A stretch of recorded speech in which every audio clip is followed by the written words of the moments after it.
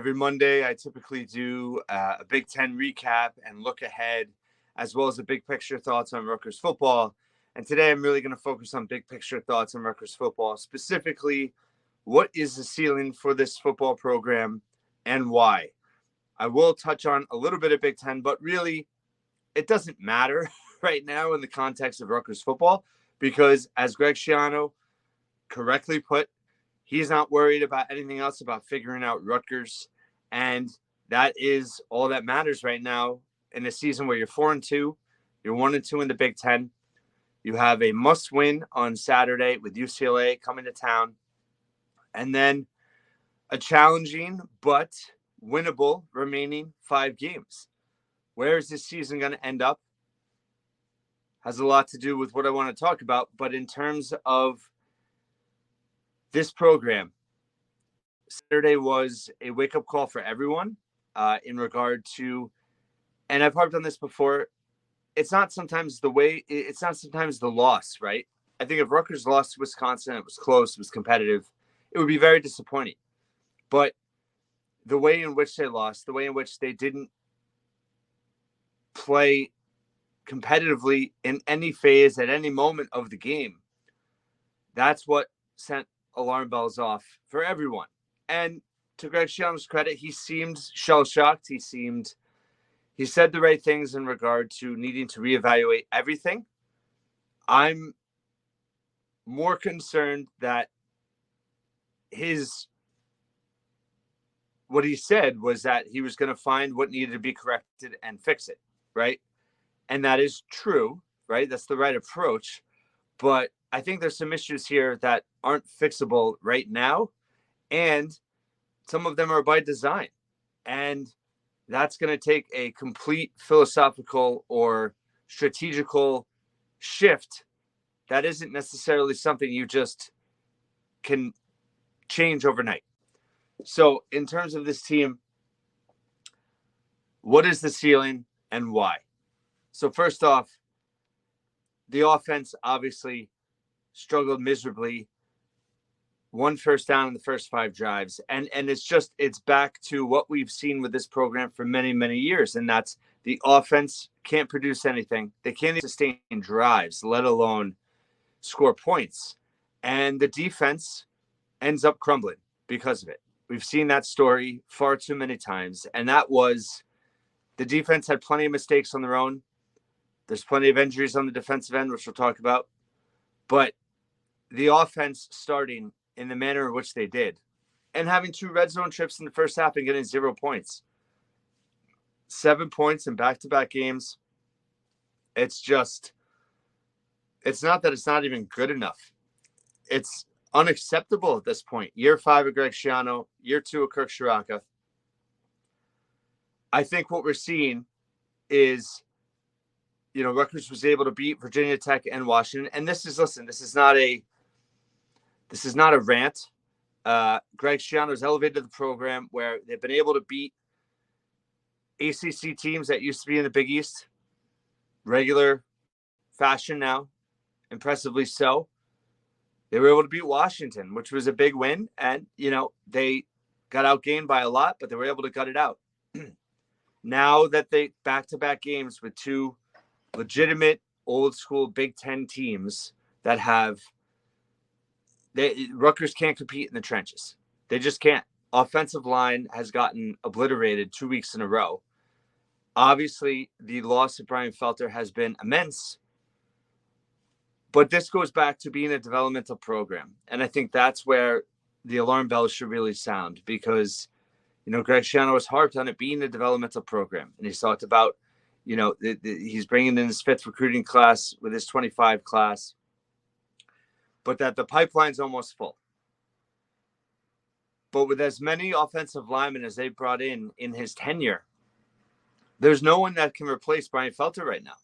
They've tried multiple guys. It hasn't worked. And if you're a program where, the offensive line has made strides, but if one guy goes down and the entire offensive line falls apart, in large part because they're going against Nebraska and Wisconsin. Nebraska's defensive front dominated Rutgers. Wisconsin with a 2-4-5, basically, mostly linebackers, was just pushing Rutgers around. No run game. So when you base your offensive philosophy off controlling the clock and running the football with an offensive line that can't control the game, it's just a recipe for disaster. And that's what we saw. That's what imploded the most, I thought, in terms of Saturday's loss, was that your offensive strategy is not based off of your personnel. Rutgers hasn't produced the offensive line they need to be effective against legitimate Big Ten defenses. And we saw that last year. They hit a brick wall when they started playing Iowa, Penn State. And you don't even have those teams as good as those teams on the schedule this year. Wisconsin's in a down year. And yes, injuries are a factor. Wisconsin had 11 players out on Saturday. And I'm weaving here, but in terms of that depth, right? Schiano has harped on building depth. The thing is, we're not talking about guys third, fourth on the depth chart. We're talking about the two deep. We're talking about the two deep. That the second string, and Schiano said in his presser about if guys are good enough to start, they'd probably be starting. So when those starters are out, the backup comes in and they're not good enough to start. Essentially is what he was saying. But that's a bit off the message of it's a developmental program and guys are going to step up and we're developing players. And, you can't suffer. Backups have certainly a learning curve, right? And we've seen that specifically with the linebackers. But this program has to get to a point where there's not such dramatic drop-off from the starters to the backups. And that didn't happen on Saturday, and things fell off like a cliff. The team fell off like they went off a cliff. And Wisconsin, has lost Tyler Van Dyke, their top quarterback, their top running back, Ches Malusi, their top wide receiver, got hurt, left the game. He's been banged up for a while, and other guys stepped up. They didn't miss a beat, and they're getting better as a team. They have real depth. Now, is it coaching? Is it talent? One thing people don't want to hear, and I'm going to say it, NIL has to be in this equation in terms of how you evaluate things. And that's not to say it's an excuse. I'm not letting Schiano off the hook, but it is a factor. And Rutgers is behind with NIL. And we've seen the change in approach since Hobbs has left to Ryan Passari in a positive. But that is a huge factor here, I think, that people conveniently don't want to think about. And Wisconsin didn't bring Tyler Van Dyke from Miami to Wisconsin because they don't have NIL and have the luxury of having a backup that was neck and neck with him in training camp, right? And then having all these receivers to step up. I mean, not to mention they're running a modern offense. Phil Longo, who Rutgers fans have talked about for a while, New Jersey native. I mean, that was his offensive approach versus Rutgers' offensive approach just magnified the differences in why Wisconsin, even in a down year, is still a top-tier Big Ten program. Regardless of what the record ends up, they have a very difficult schedule, much harder than Rutgers. But they exposed Rutgers for not being close to even to be honest, a second-tier Big Ten program. And now there's 18 teams. I mean, second tier is good. I'm not saying second tier in a derogatory term. But Rutgers is not at that tier. And what you do with that type of offense, right, when you can't run against legitimate Big Ten defenses, you have no offense. And then you put all the pressure on your defense, and then you ultimately crumble. It's a very predictable outcome. And you need more talent, no doubt. And NIL is a big part of that. But they're also not seeing development out of the players they have. Now, is that a talent issue? Sean would never admit that, right? But the reality is, and credit to friend of the podcast, Jay Poole, he had tweeted after the game and talked about, their top receiver is an FCS transfer, Demir Miller. Their tight end is a converted defensive end. And we're seeing, the hope was that Miller could be a legit number one, and I've talked about this, and he's got some positive attributes, and I think I'm not giving up on him. But people that thought he was just going to come in and average 6 to 8 catches a game and be the go-to guy, 100 yards, that's not happening. It's not close to happening. And I think Ian Strong's injury is a big part of this. I think people forget or not valuing how much he was coming along the 2 previous games and how much of a weapon he is in the past game.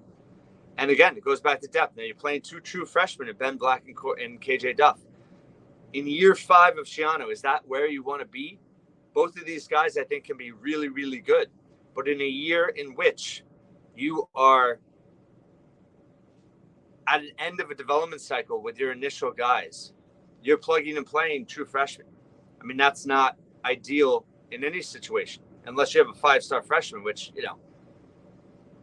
this is in Alabama. So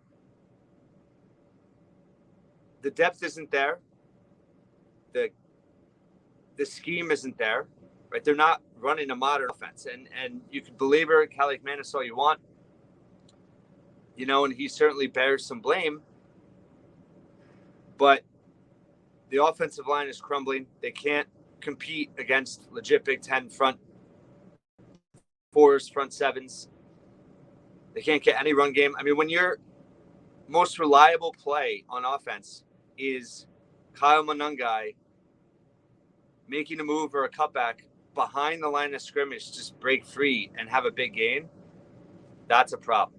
And that is their most reliable, consistent big play right now, is Kyle Monangai making something out of nothing. Now, he's not been as consistent this part of the season, right? 11 carries, 22 yards to start that game. But a big part of that was just trying to run through a wall. And no matter how good Kyle Monangai is, that's a thankless task.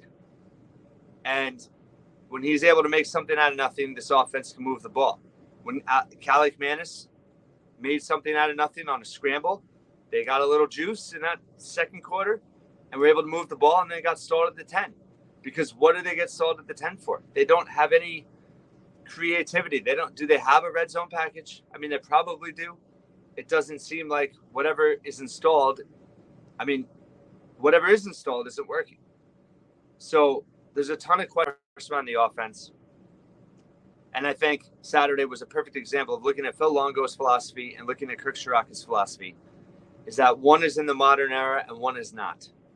And if you're not going to run a modern offense, you better have the personnel to run it as efficiently as possible. And they don't have that.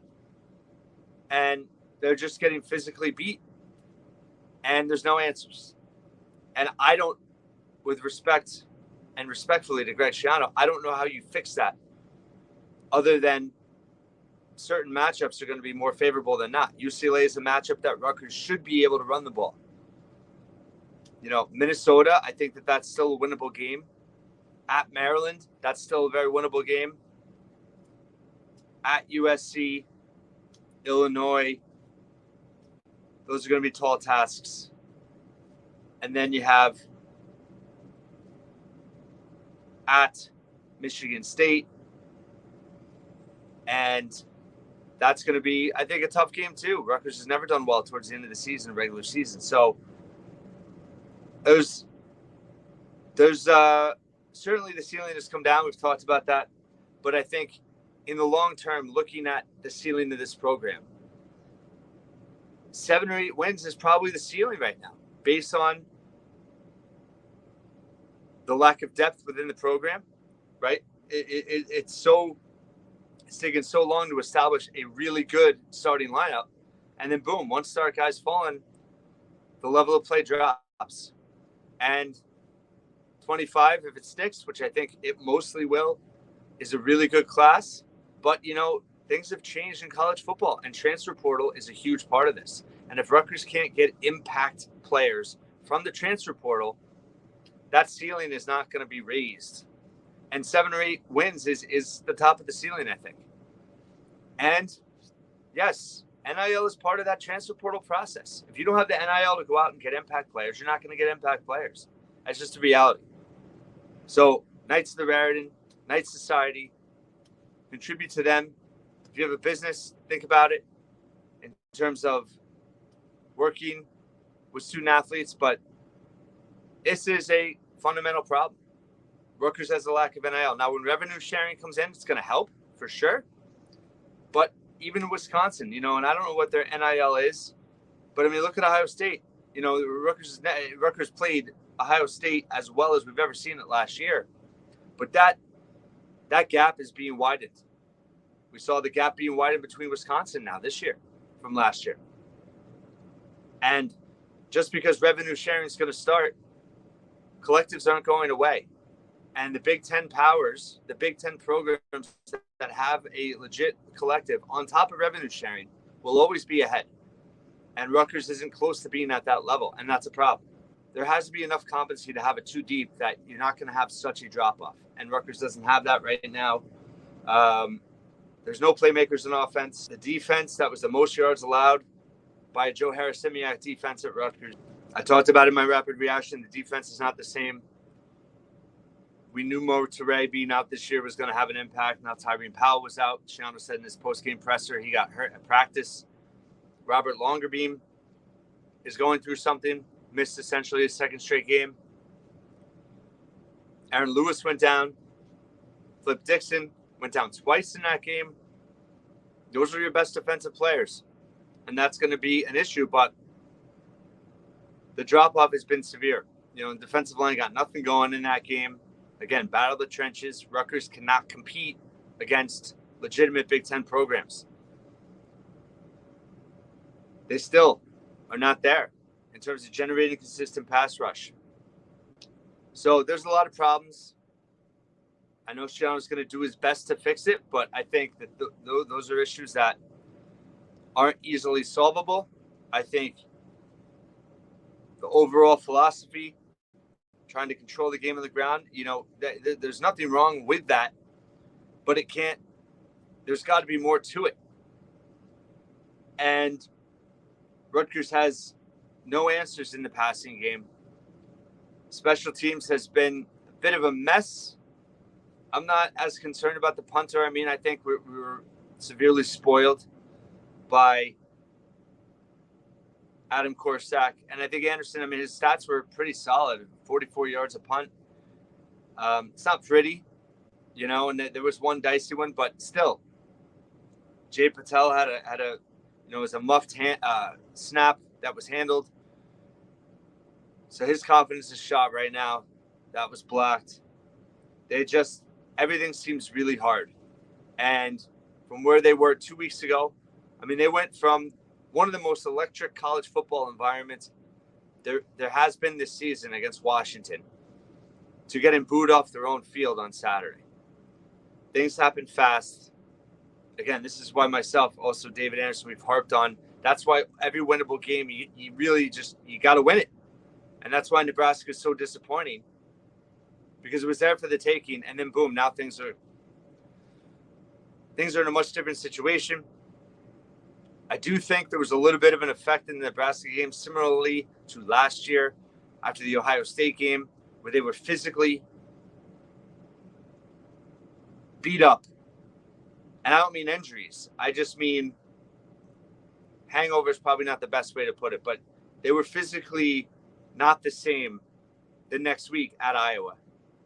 And I saw the same thing from Nebraska to Wisconsin. It's not just an emotional thing. They were in a hard-fought game. Rutgers battled. They played really hard against Nebraska.